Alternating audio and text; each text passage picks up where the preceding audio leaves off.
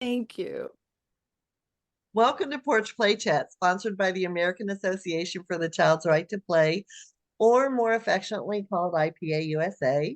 IPA USA is a USA affiliate of the International Play Association.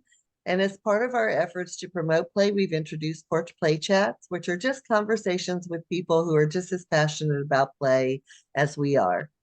I'm Deb Lawrence, and I'm the president of IPA USA. And with us on the porch today is Lisa Murphy. Hi, Lisa. Hello.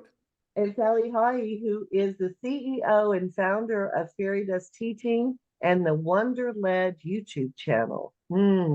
These initiatives are built on the passion for the wonder and magic of early childhood, and they believe that young children have the right to play, to be collaborators in learning, and to dream. After 20 years of successfully teaching in various school settings, she's committed herself on what she loves most, empowering and inspiring educators. Sally's focus is to provide a deeper level of service and training that help educators own their true teaching self. And so we are so happy to have Sally with us. And today we're going to talk about the 4 dimensions of choice, which sounds like a fabulous title. I'm ready. Sounds like a book, Sally. It does sound like a book, doesn't it? No. Are horrifying. I'm finishing one, Oh. like not fun. I know. It's something else. Yeah. No, I really have been thinking a lot about play and really giving educators. I think that I worked in the public school system. It's easy to get blinders on because we're so pressured by all of the expectations and the standards and learning expectations, academic push down, all the things. And I thought, how can I make it vivid for someone to be able to look at their environment and their pedagogy and go, am I play-based? And so the 4 dimensions are as follows. That a child, and so it's all based on rights. So the child has the right to play where they want. No rotation, no population control. They get to choose. They have the right to play with who they want to. Kind of a radical thought, huh? Teacher cannot, design, there's population control, can also be friendship control. And what they want to play with. So cross-pollination, right? They're in an area that you might call home living. They can bring what's in what we call blocks and transport, right? And how to play that, I might set up a play invitation and the children come to it and there's nothing even remotely looking like what I set up. So I think when we look at those 4 dimensions, that it's freedom, that we trust children's choices, because, I am of the camp that their choices, just like when they were an infant, just like when they're a toddler, is driving development. Yes. And when we interrupt that, we're interrupting the unfoldment of the learner identity, the identity period. And I think if you really get that, it'll take you to your knees and you will cry at what's happening globally to young children. Yes. And those are such 4 basic principles that have such deep impact, right? Those are really the descriptors that need to be present in every classroom for any age group all the way through. And so sorry. No, it's just those are powerful indicators of what's happening in the classroom and whether children are able to play freely. So tell us more about those. And Lisa, I'm sorry I interrupted. No, that's okay, because I interrupt everybody all the time. What I love this for 19 reasons. One, it's like you've taken, I'm thinking Vivian Paley, I'm thinking Peter Gray, I'm thinking specifically Peter Gray, the first condition of play, right, is it's freely chosen and I can quit when I'm done. And you can redirect me if I'm off base. Right. It's like you've given them 4 bits under point number 1 from Peter Gray. Boom. Right. So now because I even said it in my Being Child-Centered book, that most self-professed play programs don't get past the first criteria. And this right here is why. So it's like you've given them 4 dimensions to explore as to why they're not getting past point number 1. I'm loving that. I also want to tap into something Deb might have implied, that these 4 dimensions, if you're going to put your money where your mouth is as a play-based program, this is happening all day, not just from 9 to 10 during free play time. And then I shelve my commitment to play or my self-professed alignment, which isn't true, because it's circle time. Exactly. Exactly. So, yeah, I'm already loving this. This episode could be over because we all are in agreement of how important this is. No, I want to dig deeper. I want to dig deeper. Well, and I had an aha moment. You know, I have had the privilege, and I don't take it lightly, and you guys know this personally, because I get to interview people from all walks of our profession. And I think it was Walter Maynell in an interview defined play. And it was like, I knew the definition, you know, freely chosen, intrinsically motivated, personally directed, you know, the play workers movement. But then he said, if you're doing this, it's not play. And if you're doing this, it's guided. And if you're doing this, it's structured. And he started just calling it out. And it was like, it just hit me. Okay, Sally, be real. You've had free play, but baby, you've also not had free play, you know, and then seeing the consequences of that. And I think that as an educator, I want to say I've been there. I've been in teacher mode where I want to have things look, you know, like in art, I want them to do Georgia O'Keeffe flowers, you know, so I'm like guiding it, you know, but that when you begin to unpack play and understand its implications 10 years from now, that this is not about a cute little way of teaching.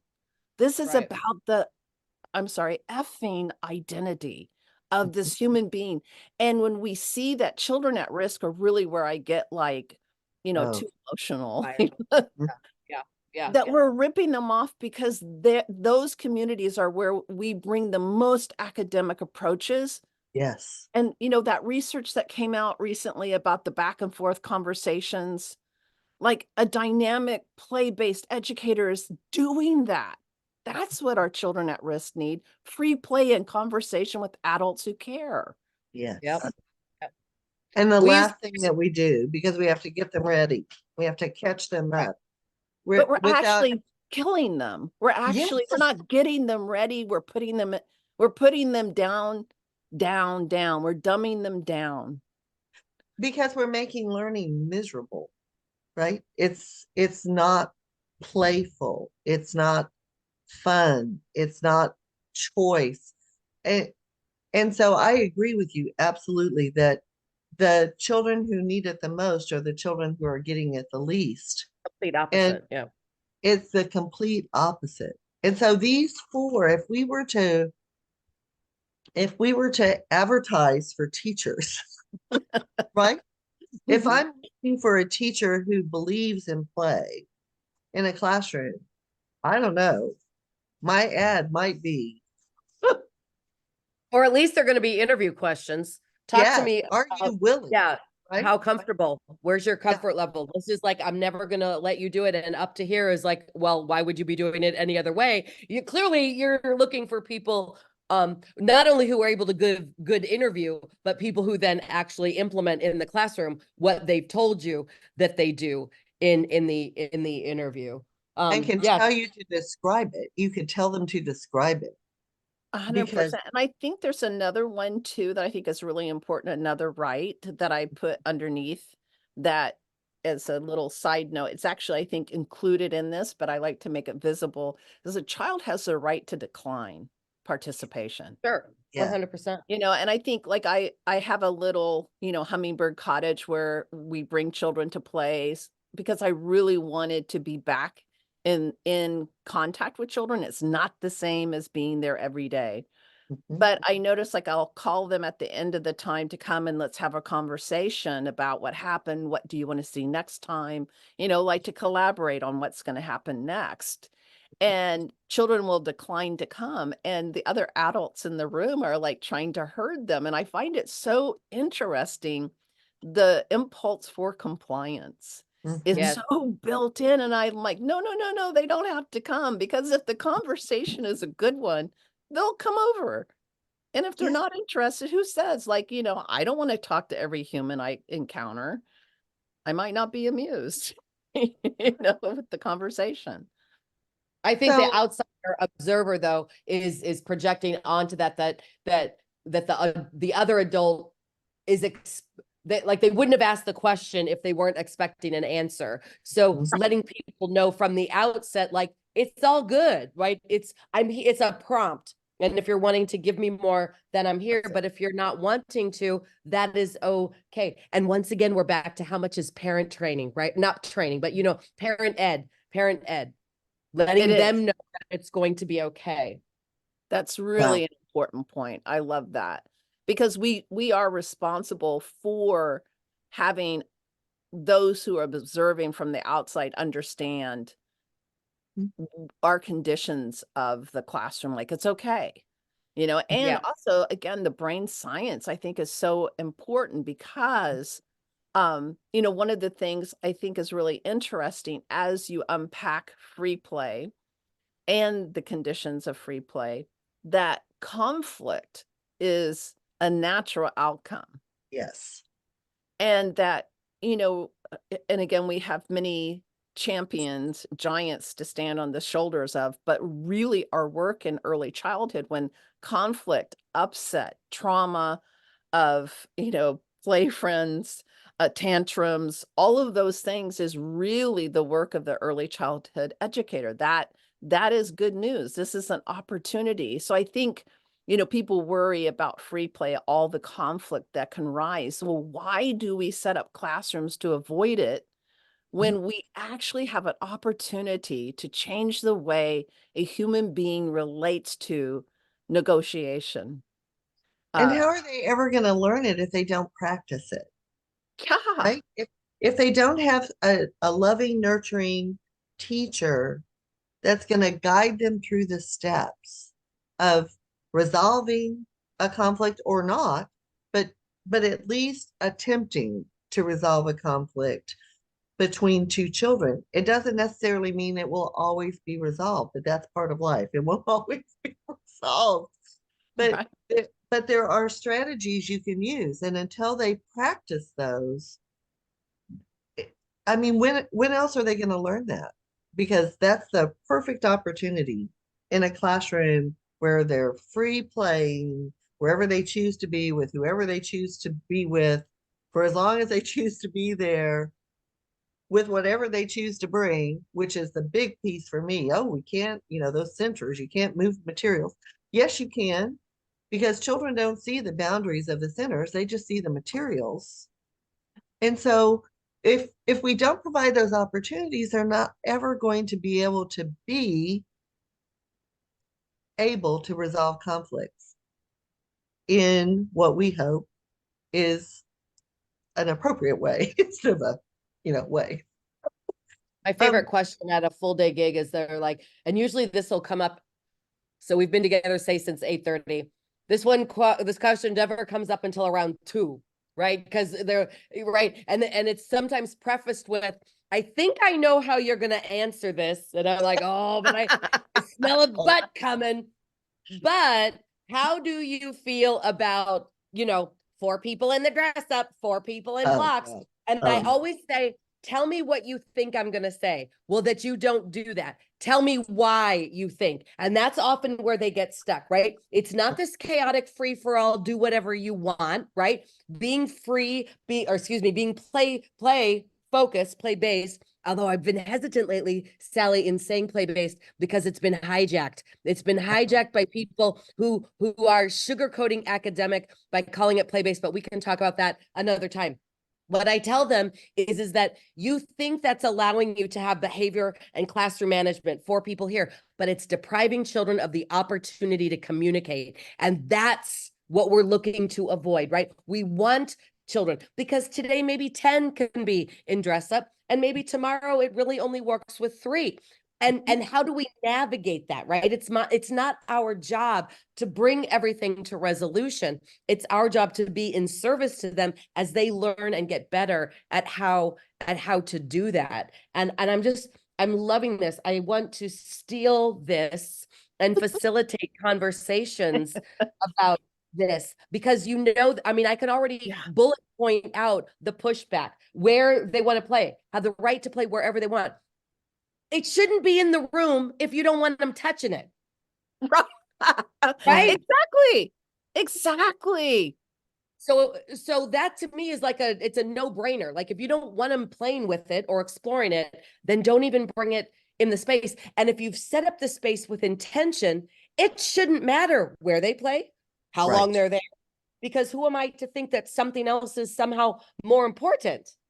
Well, and I think that, people always ask me about, well, what about cleanup? Everything's everywhere. Well, it goes back to you begin because it's not a free for all. In fact, play-based is actually, when done with that intentionality, a highly intentional program. And so we limit the materials in the beginning and have the children learn where they belong. You don't put everything out in the beginning because even I would lose it, we start slowly, be running to the closet for my, margarita, because everything's everywhere.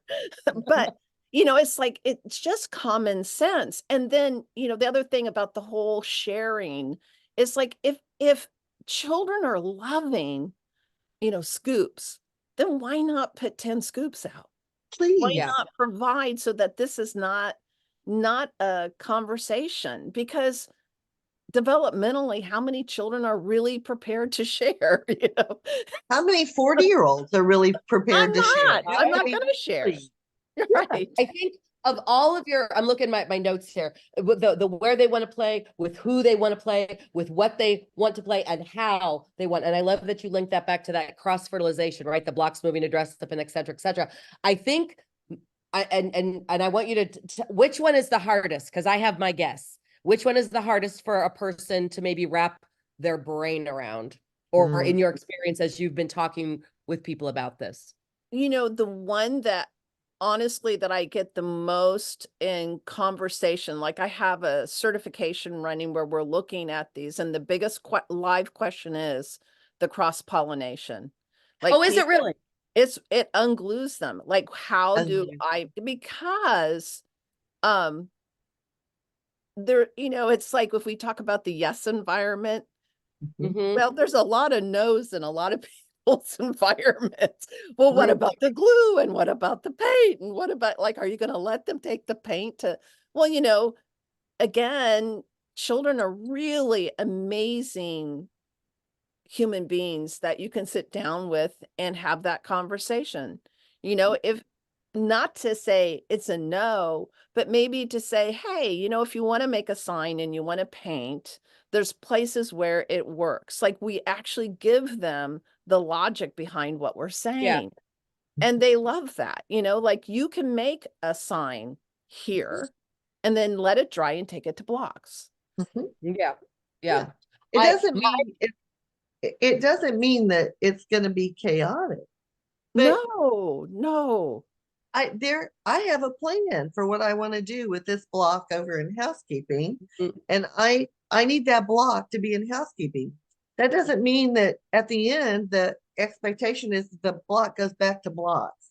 But those are things that teachers feel are overwhelming in how they're managing the classroom, when we have to give them permission to trust children and you might have to remind them, be sure you put the blocks back in blocks. It was fine that they came to housekeeping, but it's time to put them back in blocks while we clean up. I think it takes spaciousness and cleanup. Like, we really, like, cleanup is a side note. It should be, like in the beginning of school, I always allowed 20 to 30 minutes for cleanup so that Yeah. we could be in joy. We could play games. We could, like they have script from home about cleanup. I need to break their script that it's this horrid thing that we do. Rather, it's something Or that we can bring respect to. So, Lisa, what did you think would be the one that I heard more pushback?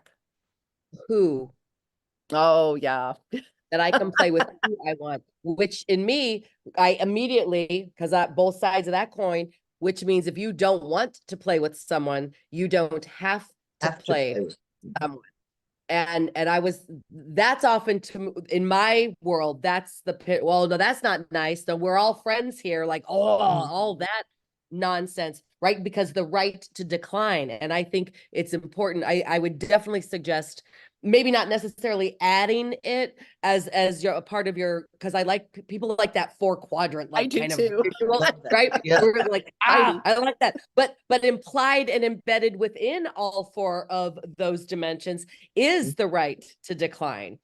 Like, I don't have to join your game, but if I'm playing a game with these kids, we don't have to let you in.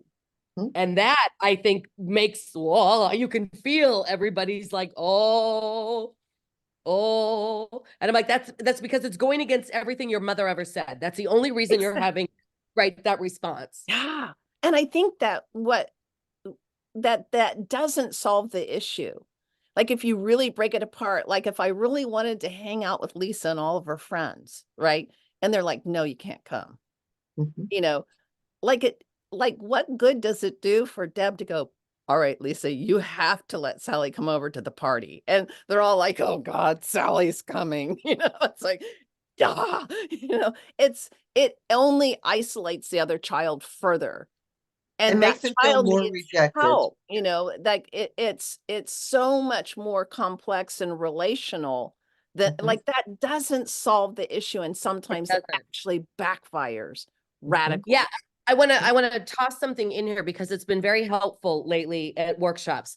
Is I think the adult in the room often feels that that's their role. Like I need to, because that's just being friendly, right? Being all of that.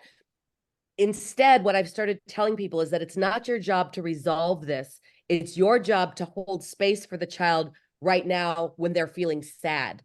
Like not to bring the Mm. resolution, but to let them know that they're entitled to being sad. They didn't let you play with them, and you are upset about that. And I'm here right now while you're kind of processing this. And I believe that kind of holding space goes against everything that makes up most people who are drawn to our profession.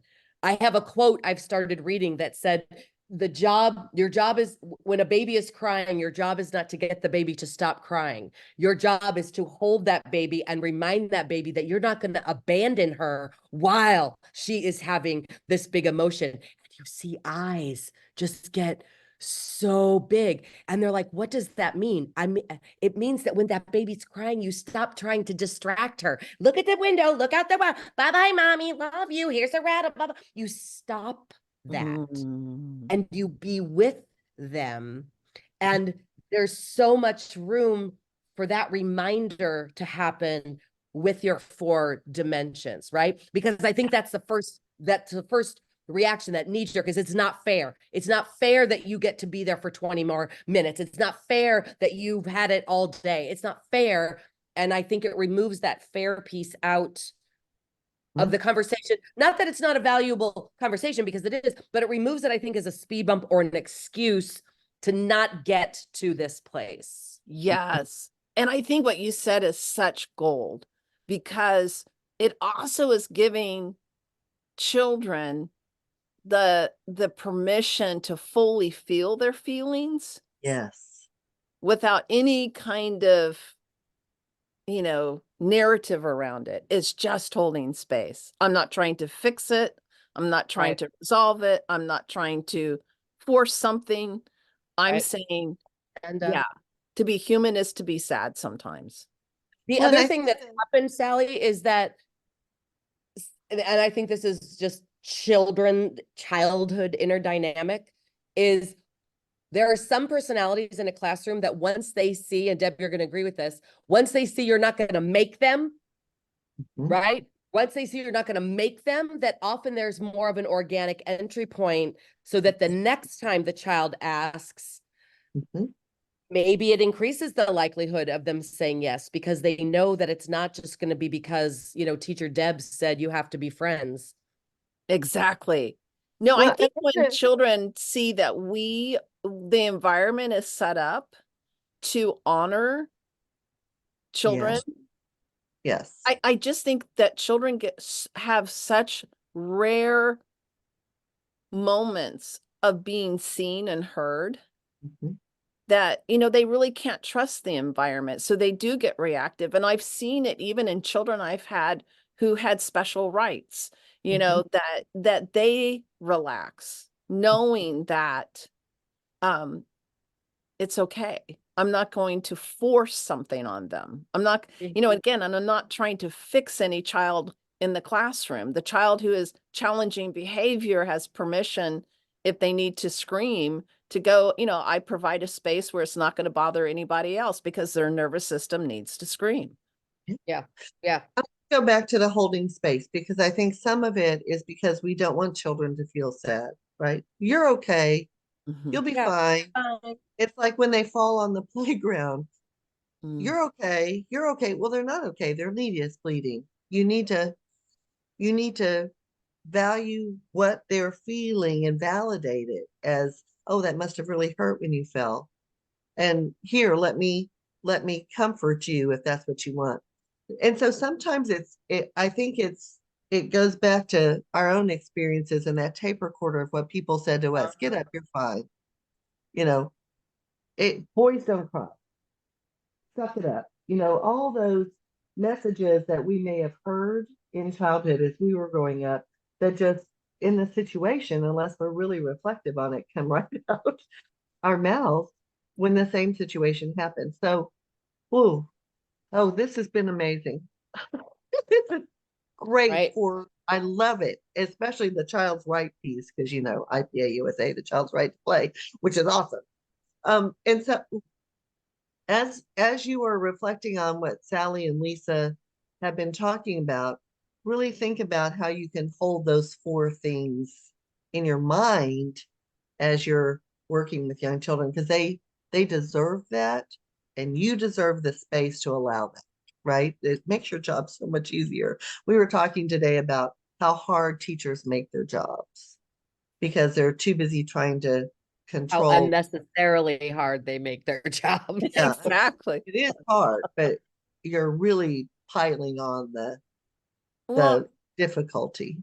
and there's one more piece I want to say about choice that just to give a carrot out there for choice is that if you unpack the brain research about executive functioning, that they Mhm. point to executive functioning as one of the most critical markers of future academic success, not the knowing the sounds, the letters, the chunking, the blah blah blah. It's actually executive functioning, and Mhm. what is going to do that is choice. Choice is the beginning of executive functioning. Because a child, if you think about what they have to do, if they have the full room as an open choice, they have to make a choice and distract from other, like Bobby's over there, I want to go play. Billy's over here, I'm going to go with Billy, and they're going to have to distract the other and Mhm. then actually plan. When cross Yeah. pollination is happening, it's executive functioning happening. So when people start Standing agree. looking at Mhm. what's happening, it's not chaos, it's glorious, beautiful unfoldment of growth and development cognitively. So, Mhm. yeah, And it makes my heart happy. It makes my heart happy. And I it's just- all about trusting the child, and that they have this internal drive, right? They're yeah, internally driven to develop. And many times we stop that development from happening because they need to come to circle or whatever. I always told my teachers, and when I was a teacher, if I wasn't good enough, they didn't come to circle, and that was fine. I've reflected on what I could do better tomorrow to get them to come, but nobody had to come. They were still singing the song, still doing the finger plays wherever they were. It's You just don't have to be entertainers. we do not. We We don't do have to go. That's a "Hey, whole other, that's a whole other time." That's a episode, whole Sally. nother session. So put that in your hat for next time. You don't Right, have let's talk about that, how to break up with that. love Yeah. it. Oh, Love I'm it. guilty. I'm a great, entertainer. I have to tell you, I got drama in me like you can't believe. But what's it serving? Yeah. And who's it serving? And it always has a place, but who's it serving? And I think some teachers feel like they have to be the controller or the entertainer, and everybody needs to sit and listen. That's another one. Oh, yay. Okay. All right. All right. So I'm going to close this out. Stay tuned to learn more about IPA USA. Please visit our website at ipausa.org. And until next time, keep on playing. Bye-bye.